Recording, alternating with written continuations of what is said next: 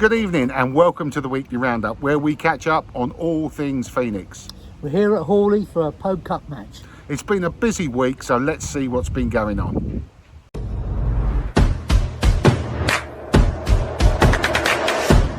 A big thank you to Voodoo for their sponsorship of the club and also sponsoring our one's captain Alan Doyle. Excluding last Saturday, here are our achievements to date so far. And there's that fantastic 7 for 17, a new club record, Charles George on the 25th of May. But then we've got Baz who's taken a fifer, and then you've got Tom, Taddy and Sandeep all with 4 as our top best bowling performances of the season so far. 5 partnerships so far in the league. Top one there, Alan and Sam, 182, first game of the season. Then Alistair and Anil, 96. Alistair again and Jinto, 75. Then Joe and Sam on 51, and Jinto and Steve Rose on 51 as well. And league top scorers so far, here we are, Sam with 165, Al with 117. Then Jinto on 90, Anil on 87 and Tom on 82. Just to say these are out and about, and I'll let you know how to get your hands on these shortly. It's our new car stickers. Last week's new club record from Charles gets on the Surrey Honours board. There we are, the third one, 7 for 17. Well done, Charles. Time for the match report.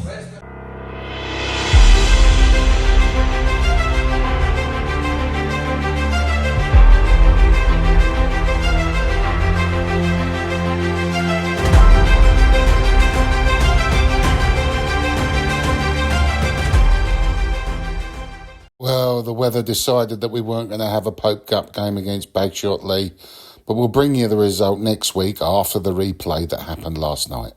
The ones are at Hawley this week against Liphook and Ripsley, and there's a quick pitch inspection from our president and first team captain. And then we had a presentation. A belated cap presentation for Alex, joined the team at the start of the year. Didn't realise he didn't have it, so fantastic. We just want to welcome him to Phoenix and congratulations, mate. Here you are. All right. Great stuff. Thank you.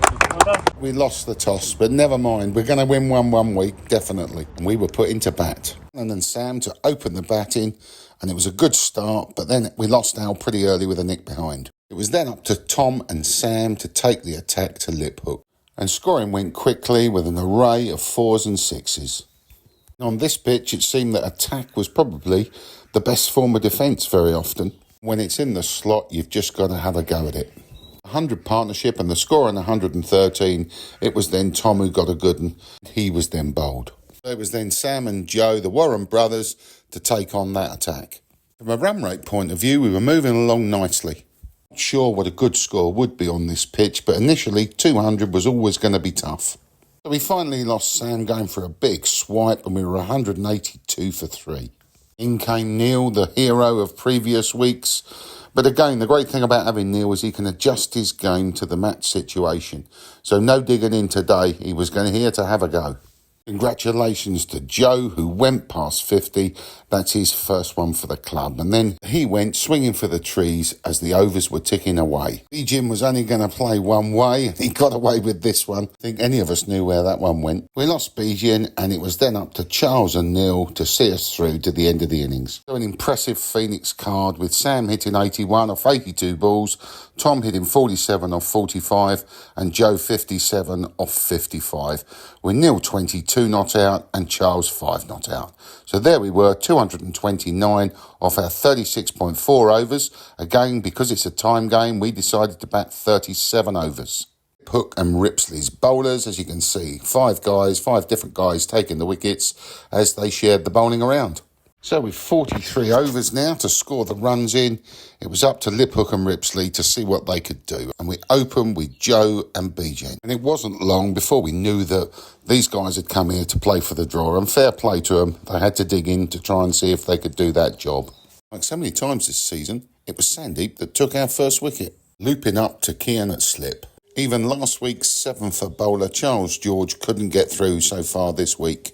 Left to Alex to take his first wicket for the ones. Tom coming on, spin picked up another wicket, and then it was our Henry to come into the attack, but we were starting to run out of overs despite giving ourselves 43 to bowl them out. And then with Tom coming on to get his second, and then Henry getting the wicket, all of a sudden we were starting to believe that potentially we might be able to do this. In fairness to the opposition, they dug in again, and it was Joe who did get another wicket. And with Sandy taking this one, this was the last wicket that we could take. But by goodness, didn't we have an attacking field at the end of the game to try and win it. But very well played, especially to the Liphook and Ripsley youngsters who batted so hard not to lose the game. The entire game played in fantastic spirit as always, and we look forward to seeing you guys later in the season. Hook card, and I suppose the thing to look at is not necessarily runs, but it's the strike rate and the balls faced, and with the exception of Hobbs, who must admit gave it a real go, everyone really knuckled down to do their job. Here's our bowling card. Well, we gave everyone a go to try and see if they could pull it out of the bag for us. 1 for Joe, 2 for Sandy, 1 for Alex, 2 for Tom, 1 for Henners. There we have match drawn is the final result, and 6 points for Liphook, and we get 20. So, a bit frustrating because we were the better team, but that's what the time games are all about, aren't they, unfortunately? Unfortunately, yeah, time game. We declared on 37 overs, really pleased, put on a good total. Never really looked like they were going to go for it, and they batted it out. So unfortunately, it's a draw today, but I think we can say that we played really positively, and then we move on to next week. Yeah, we've learnt a lot, and again, you know, these time games are like that. They're the same for everybody. Yeah. If you win the toss, it changes it, doesn't it? Absolutely. Yeah, I would have bowled first if we'd won the toss, but as I say, batters batted really well, and we move on to next week. All right, mate. Thanks, cheers. mate. Taking a look at Division 5, and we're still the only unbeaten side in that league. Nicely sitting at the top. After Churton Hindhead, where the twos are. And Yogi, you got any better luck this week? I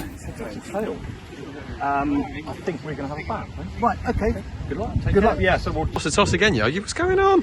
Yeah, but again, it's the result we wanted. We wanted to bowl first, so they've chosen to bat. And then last week, we wanted to bat first, and they chose to bowl. So we just got to get in there today.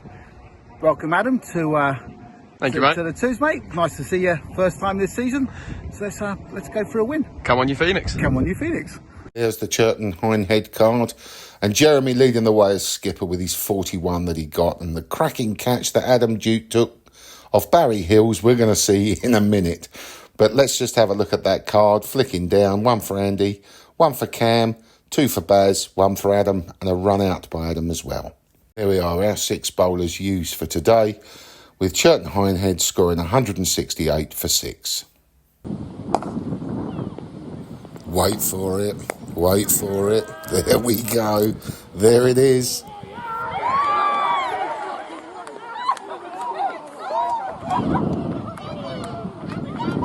Shame we haven't got that on Frog Box to see.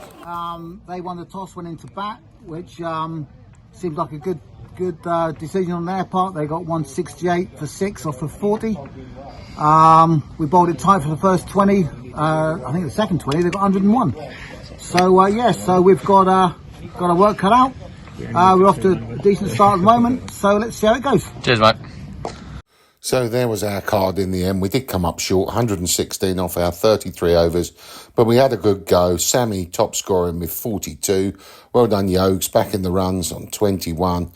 And Gary, the only other person to get into double figures, but well played, lads. There's the bowling card with 1 for Jeremy, 3 for Dean, 2 for Ollie, and 3 for William. There's the result. Churton Hindhead won by 52 runs, but that was a really good Churton Hindhead side, and that's a great effort from our boys. Right, The here we threes go. and a Right, here we presentation for a baggy maroon. you go, Only Dave. the 4th one ever awarded. Baggy one for being captain.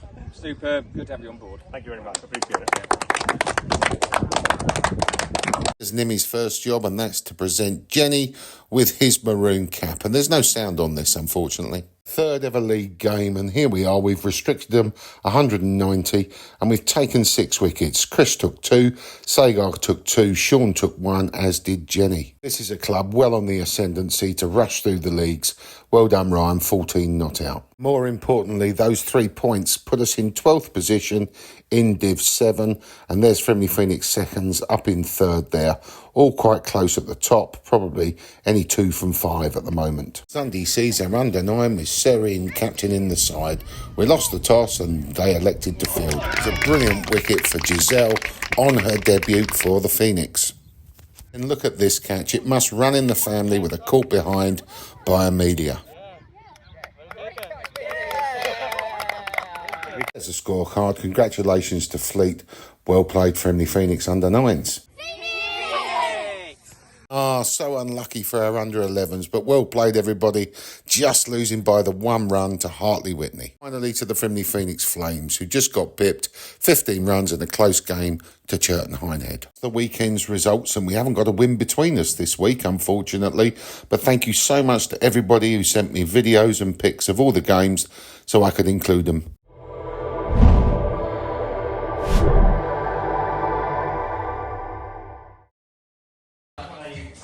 Who's at Cow Corner? It's top 10s this week, and this is the Anson League top 10 for Division 5. And as you can see, it's great reading with 5 of our players, Sam leading us at the top in the top 10. And top 10 bowlers, well, look at that. 3rd is Sandeep and 7th is Giles. Lastly, moving into Div 7, you've got Baz in 3rd place as the highest wicket taker.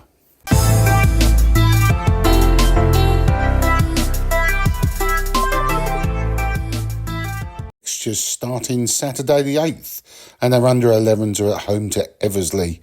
Our 1s are then away at Fernhurst. Our 2s are at home to Elstead, well, that match being played at Tongham, and our 3s at Frimley Green Rec against Bagshot Lee. Sunday sees our Frimley Phoenix under-9 at Way of Finch Hampstead, and the Frimley Phoenix Flames are away at Frensham. And there's our PPL game no longer going ahead, but Thursday the 13th sees Hartley Whitney play our under-11s. Thank you to our sponsors this week, Hello Dolly Cricket, and also SKK sponsoring our youth teams.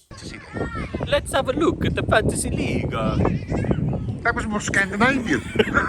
The Nordic Nightmare. So our Fantasy League, run 3 there, Dave Warren smack at the top, but as you can see, it's very close and very early days, with Matt in 2nd, Tom 3rd, Key and Rich, Sam, Yogi, Rosie and myself and Adam all bring up the top 10, and then there's a chasing pack after us. Keep it going, guys. So that's all we've got time for this week.